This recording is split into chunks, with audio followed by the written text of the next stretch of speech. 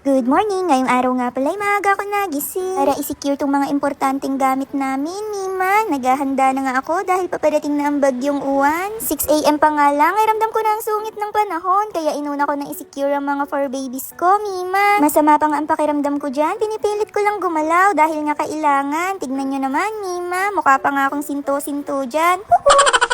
Pang 3 days ko na nga tinatrangkaso dyan, Mima. Kaya hindi ako nakakapag-upload dahil masakit nga ang mata ko magbabad kaka-edit. Hoy, hindi magsuklay nga. Hindi ko na magawa dahil sa sakit ng anit ko. Nagmumukha na tuloy akong tililing.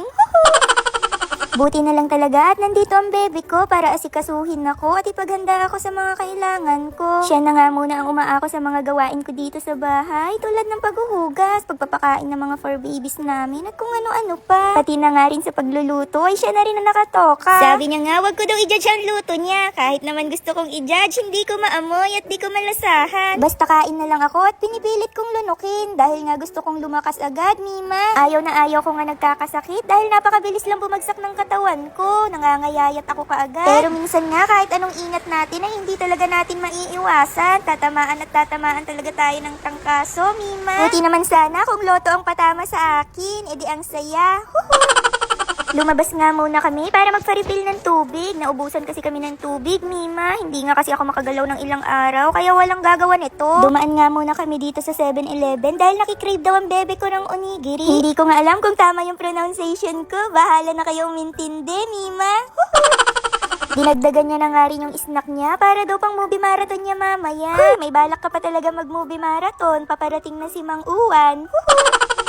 Nandito na nga kami sa Nature Life para magpa-refill ng tubig. Inantay na nga lang namin dahil mabilis lang naman sila mag-refill dito, Mima. Gusto ko nga sanang umakyat para tulungan si Kuya para mabilis. Kaso hindi ko pa talaga kaya pumuwersa, Mima. Kaya pinanood ko na lang siya. Pinatali ko nga rin pala ng maigi ito para hindi siya tumapon. One time kasi nagpa-refill ako ng 5 pieces tapos wala akong dalang tali. Lubak-lubak pa naman sa amin, Mima. Pagkarating ko nga sa bahay ay iisa na lang ang natira. Tapon nga yung 4. Kaya moral lesson ko na yun. Lagi na ako nagdadala ng tali. Minsan talaga kailangan pa natin maging tanga para matuto tayo sa mga bagay-bagay.